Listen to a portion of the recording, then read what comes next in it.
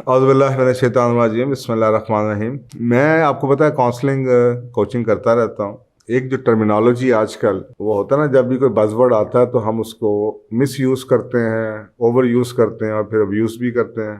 तो एक बज़वर्ड आजकल मुझे बड़ी जगहों पे नज़र आता है और साफ ज़ाहिर है कि कोई साइकोलॉजिस्ट, कोई थेरेपिस्ट, कोई साइकोथेरेपिस्ट या कोई साइकेट्रिस्ट ये जुमला बोले या लफ्ज़ बोले कि टॉक्सिक रिलेशनशिप, ये टॉक्सिक पीपल, तो आदमी अंडरस्टैंड करता है। थ्योरी में ये बातें लिखी होती हैं, किताबों में लिखी हैं, लेकिन आम लोगों के मुंह से ये बार बार सुनना कि काउंसलिंग के लिए एक खातून आई हुई थी और वो बार बार उनके मुंह से ये निकले कि जी I am surrounded by toxic people, toxic people, toxic people. तो मैंने पहले तो कुछ सब्र किया और उसके बाद फिर मैंने उनको रोक दिया। मैंने कहा जी मुझे आप ये बताएं कि ये टॉक्सिक पीपल क्या होते हैं। मैं बिल्कुल नाइव बन गया। तो मुझसे बड़ी हैरानगी से मुझे देखा और बताना शुरू कर दिया टॉक्सिक पीपल क्या होते हैं। मैंने कहा कि जी ये टर्म आपने कहाँ से पढ़ी। उसने कहा मैंने फलाना प्रोग्राम देखा, वीडियो में देखी, पता नहीं सुबह मॉर्निंग शो में भी कोई जिक्र हो रहा था किसी दिन, और जनाब फिर किताब पढ़ी।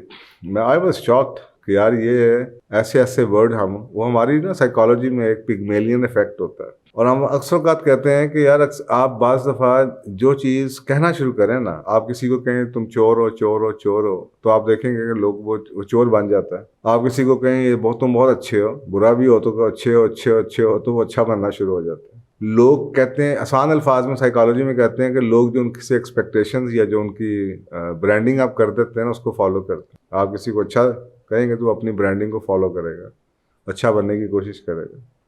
तो बाज़ दफ़ा इस माशरे में इतना कुछ आजकल चल रहा है, उसकी बुनियादी वजह भी शायद यही है कि हमने ये टर्म्स उठा ली हैं और हर बंदे के हाथ में वो टर्मिनोलॉजी, इतना फ्री नॉलेज अवेलेबल है, लेकिन उसके पीछे बैकग्राउंड क्या है, उसके कॉन्सिक्वेंसेस क्या है, ये किसी को नहीं पता। तो ये काफ़ी ज़्यादा मैं इस टर्मिनोलॉजी का मिस यूज़ और अब्यूज़ देख रहा हूँ। मसलन पेरेंट चाइल्ड रिलेशनशिप में आपको लगेगा कि जनाब एक टीनेजर है, जनाब वो आके कहता है कि मेरा बाप या मेरी माँ जनाब टॉक्सिक है, हैरानगी होती है। फिर आपको जनाब मियाँ बीवी के रिलेशनशिप में ये चीज़ें नज़र आती हैं। तो ये सबसे पहले तो मैं आपको ये बताऊं कि ये जो वर्ड है, ये सबसे पहले 1995 में एक किताब आई थी। उस किताब का नाम ही टॉक्सिक पीपल था और डॉक्टर लिलियान ग्लास की ये किताब थी और वो कैलिफोर्निया में एक साइकोलॉजिस्ट हैं, उनकी किताब आई थी। उन्होंने ये टर्म कॉइन की। उन्होंने कहा कि ऐसा रिलेशनशिप जो सपोर्टिव ना हो और जहाँ पे आपकी लड़ाई झगड़े चलते रहें, कॉन्फ्लिक्ट चलते रहें और एक मुकाबलेबाजी शुरू हो जाए, कंपटीशन हो एक दूसरे से जीत जाने का, एक दूसरे को लेट डाउन करने का। जहाँ पे भी कंपटीशन होगा वहाँ पे लेग पुलिंग तो चलती है फिर, और वहाँ पे फिर ऐसा ऐसा डिसरिस्पेक्ट हो जाती है। तो ये जो रिलेशनशिप होगा इसको हम टॉक्सिक कहते हैं। अच्छा, अब हो क्या रहा है? अब हो ये रहा है कि टॉक्सिक पीपल की डेफिनेशन मैं अक्सर कहा साइकोलॉजिस्ट और साइकोथेरेपिस्ट को भी ये कहता हूँ कि आप किसी की काउंसलिंग करनी है, आप काउंसलिंग करें। आपको ये ज़रूरत नहीं है कि एक दूसरे शख्स को लेबल करें कि जी तुम्हारा मियाँ जो इंसान है वो टॉक्सिक है, या तुम्हारा बाप टॉक्सिक है, ये तो आपको पता चल गया ना वो टॉक्सिक है, आप उसको हैंडल करने का तरीका बताएं। लेकिन अब वो ये यंगस्टर्स हैं, वो पढ़ लिख के जो आ रहे हैं किताबें, बस वो टर्मिनोलॉजीज पढ़ के या बोल बोल के लोगों को पता नहीं इम्प्रेस करना चाह रहे हैं, लेकिन उससे माशरे के ऊपर बहुत बुरे असरात, बहुत बुरे असरात। मेरी गुजारिश है कि हमें we need to be very careful कि ये अल्फाज को हम कैसे यूज़ करते हैं।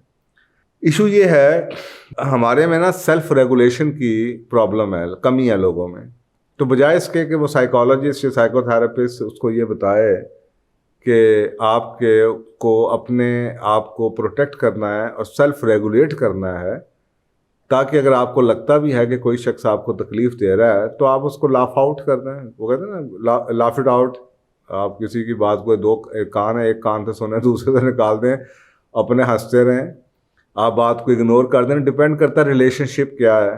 किसी जगह से आप वर्कआउट कर सकते हैं, किसी जगह से आप जनाब हंस सकते हैं, किसी को आप जनाब किसी और जगह से अपनी जो आपकी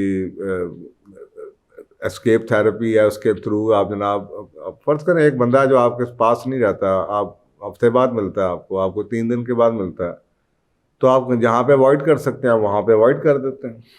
जहाँ पे आप अवॉइड नहीं कर सकते वहाँ पे फिर आप ये सीखते हैं कि आपने अब सेल्फ रेगुलेट कैसे करना है, अपने आप को बचाना कैसे है।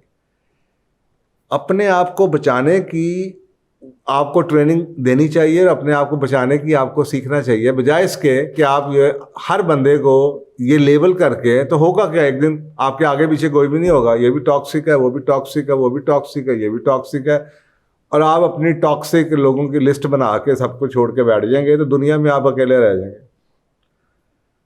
तो क्योंकि सेल्फ रेगुलेशन की कमी है और साइकोलॉजिस्ट और साइकोथेरेपिस्ट को अपने क्लाइंट को रखना बहुत ज़रूरी होता है, तो वो अपने क्लाइंट से ज़्यादा चैलेंज नहीं देता। वो क्लाइंट को खुश करने के लिए दूसरे को लेबल कर देता है और उसको हेल्प आउट करता है उस शख्स को कि उस टॉक्सिक रिलेशनशिप से बाहर कैसे निकले, बजाय इसके कि वो उसको सिखाए, एम्पावर करे, कॉम्पिटेंस दे, स्किल्स दे कि टॉक्सिक लोगों से डील कैसे करना है या अपने आप को बचाना कैसे है।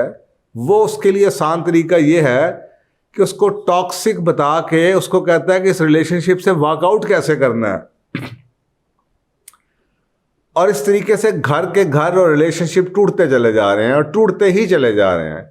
अब वो जब अब साफ जरा एक आप काउंसलर के पास जो केस आता है वो आता ही इसी वजह से है कि वो बंदा इनडिसाइसिव है, उससे फैसला नहीं हो पा रहा। अब कि जी मैं इसको छोड़ूं या ना छोड़ूं, हर शख्स में कुछ खूबियां होती हैं, कुछ बुराइयां होती हैं।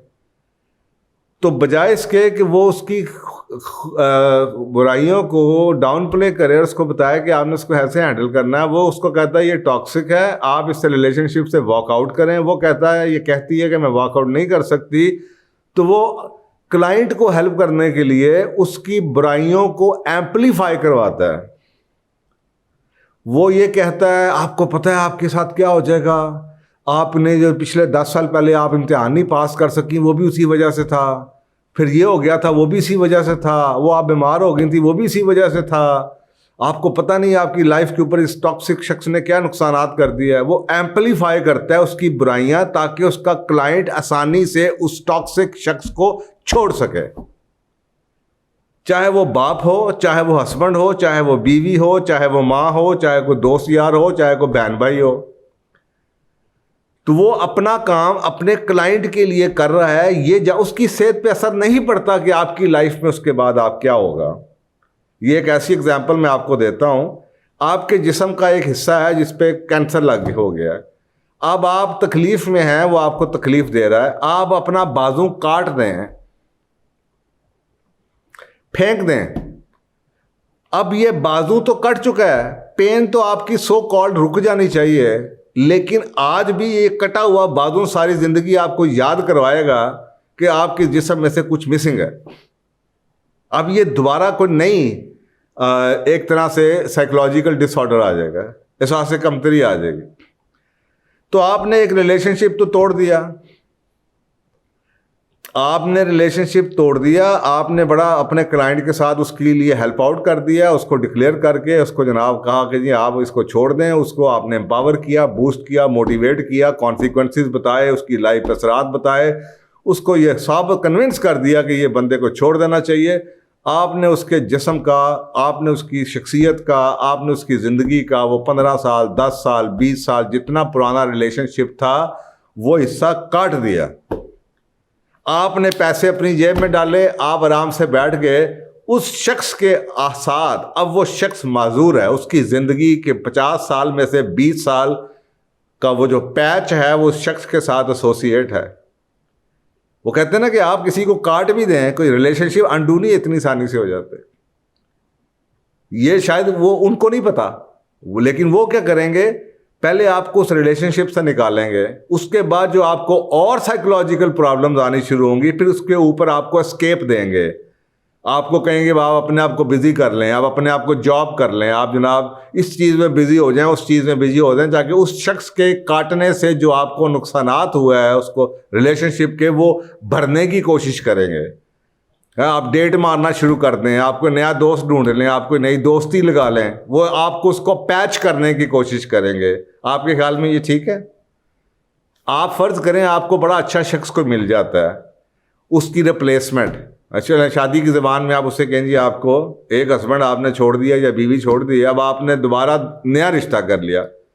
चले आपने नया रिश्ता कर दिया, आज के बाद तो आपने ज़िंदगी अच्छी करने की कोशिश की, अब आपका वो जिस्म है उसका एक हाथ था, अब आपने हाथ दूसरा लगा दिया।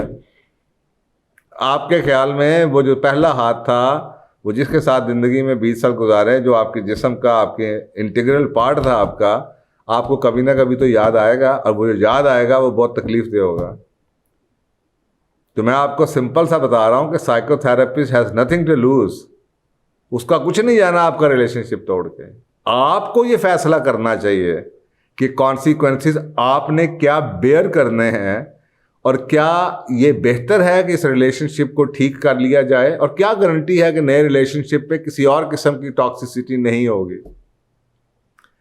तो बजाय इसके कि हम लर्न करें, बाउंड्रीज को स्टैब्लिश करें, कम्युनिकेट करने की कोशिश करें, और अपना आप को मजबूत रखें, और सीखें कि जी टॉक्सिक लोगों से अपने आप को कैसे बचाना है। अगर वो टॉक्सिक है, कोई आपको साफ है अब्यूसिव है, कोई आके मार रहा है, ठुड्डे मार रहा है, physical abuse, that is different story all together. अगर वो इलाज करा रहा है तो एक अलग बात है। लेकिन छोटी छोटी बातों पे आप किसी को कहें कि यार ये टॉक्सिक है, ये टॉक्सिक है, भाई टॉक्सिक क्या है, आपको क्या नुकसान दे रहा है वो टॉक्सिक, ये सोचने की बात है। इस शख्स से आपको जो बेनिफिट मिल रहा है, फर्ज करें अगर वो ऊंचा बोलने वाला है, या वो आपके अंदर कोई एक नेगेटिविटी देख लेता है, तो आप उसके अंदर हंस के दो नेगेटिव चीज़ें आइडेंटिफाई कर दें। कई, यानी कि मैं बताना ही चाह रहा हूँ कि 100 में से हो सकता है हम 80 रिलेशनशिप को बचा लें, 15-20 शायद वाकई आपको छोड़ने पड़ जाए, लेकिन कम से कम 80 तो आप बचा सकेंगे।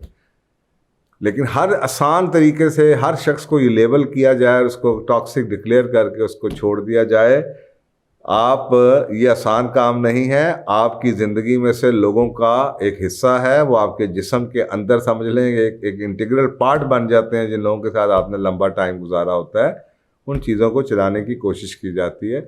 बाकी अगर आपको वाकई लगे कि जो टॉक्सिसिटी उस लेवल की टॉक्सिसिटी थी कि जनाब बहुत ज़्यादा आपको अब्यूज़ था, या बहुत ज़्यादा तकलीफ़ थी, या ह्यूमिलेशन थी, और वाकई आपने सब कुछ ट्राई कर लिया है, nothing is working, and you understand the consequences कि अगर आप इस शख्स को छोड़ देंगे तो आपको जो पेन होगी वो कितनी है, उसके बावजूद आपको लगे कि वो पेन कम है, मैं बर्दाश्त कर लूँगी या कर लूँगा उस चीज़ से जो ये शख्स मुझे दे रहा है, तो फिर अगर आपने किसी को छोड़ना ज़रूर छोड़िए, लेकिन ये फ़ैसला आपका होना चाहिए, ये देखते हुए कि इस कॉन्सिक्वेंसेस क्या हैं। ये फ़ैसला साइकोथेरेपिस्ट को नहीं करना चाहिए, ना ही आपको अपनी ज़िंदगी की गाड़ी किसी, या रस्सी, या ड्राइविंग सीट किसी और को देनी चाहिए।